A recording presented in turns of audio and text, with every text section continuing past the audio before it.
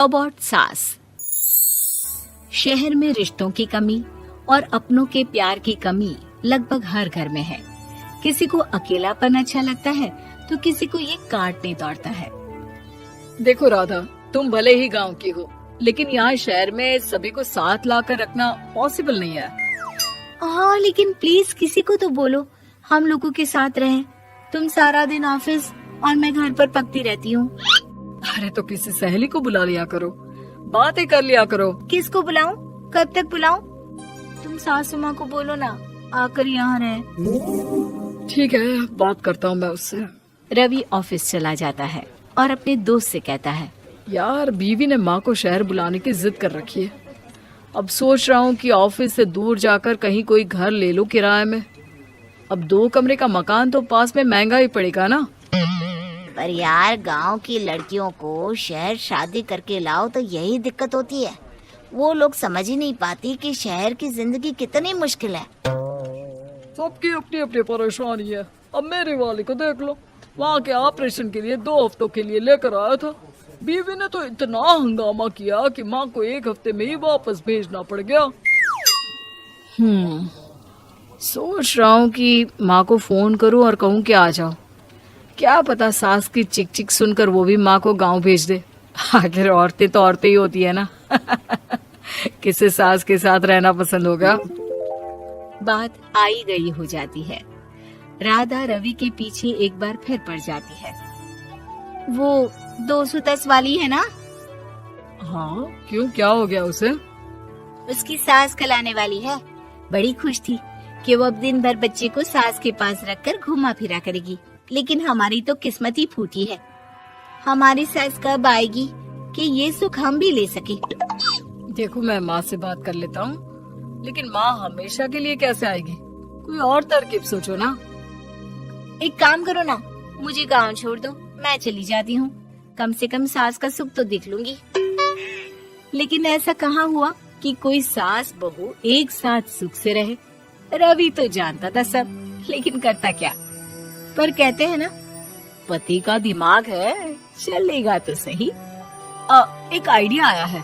क्यों ना मैं माँ की शक्ल सूरत का एक रोबोट ला कर दे दूं, जो राधा के साथ बिल्कुल सास वाला व्यवहार करे। मजा ही आ जाएगा।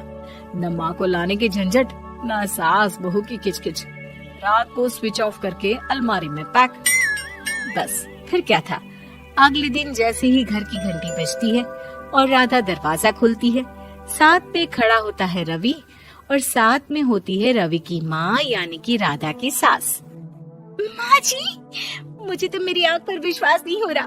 कितना अच्छा सरप्राइज है। हाँ, आइए माँ, आइए। मुझे भी अच्छा लग रहा है। मैं भी खुश हूँ, मैं भी खुश हूँ, मैं भी खुश हूँ। दरअसल रोबोट सास की बैटरी ढीली होने के कारण वो एक वाक्य को रिपीट करने लगती है।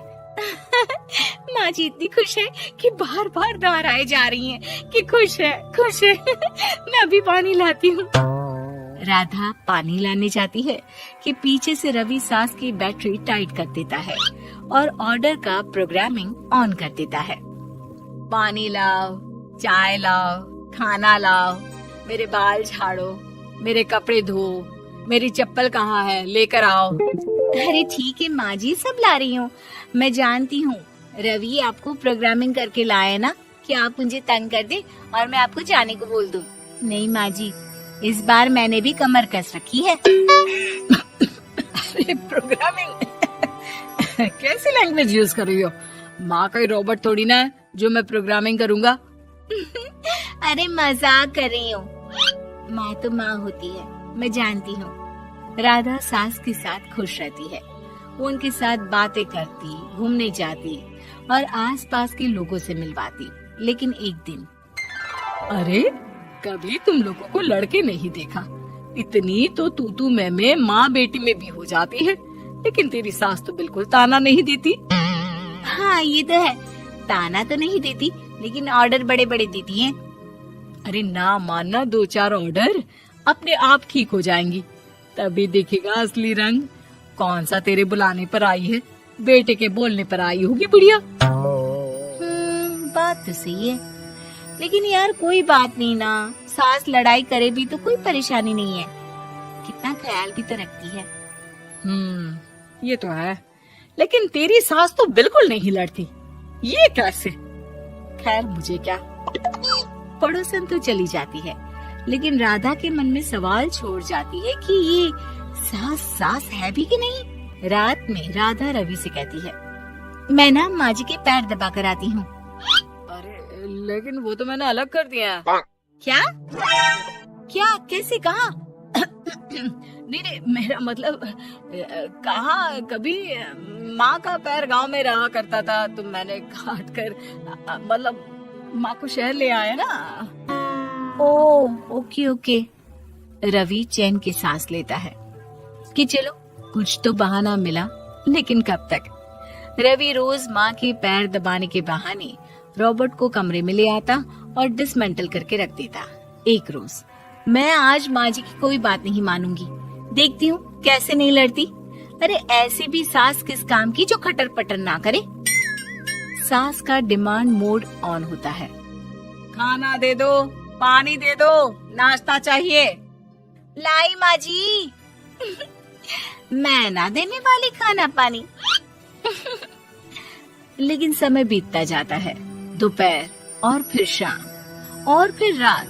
बहू सास को कुछ नहीं देती, लेकिन रॉबर्ट सास कुछ नहीं कहती। रात को जब रवि घर आता है, राधा रो रही होती है। अरे क्या हो गया? तुम्हारी माँ ने मुझसे लड़ाई की, खूब खरी खोटी सुनाई। मैंने तो आज सुबह से खाना भी नहीं खाया है। रवि समझ जाता है कि राधा झूठ बोल रही है, क्योंकि खरी खोटी वाली प्रोग्रामिंग तो उसने की ही नहीं थी।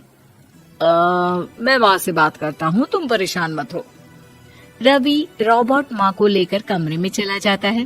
वो उसे डिसमेंटल करके रख ही रहा होता है कि राधा, चलकर देखती हूँ माँ जी कहीं रवि को मेरे खिलाफ भड़का तो नहीं रही है। वो जैसे ही कमरे के अंदर जाती है, डर जाती है। सास के पुर्जे पुर्जे अलग थे। रवि, ये क्या है? ये माँ रॉबर्ट थी, तुमने ऐसा क्यों किया रवि? कुछ नहीं राधा, मैंने जितना अपने दोस्तों से सुना था कि शादी के बाद वैसे तो सब ठीक रहता है, लेकिन जब माँ और बीवी लड़ते हैं तो पति का बुरा हाल कर देते हैं। और मैं ना सुकून से रहना चाहता था, बस इसलिए।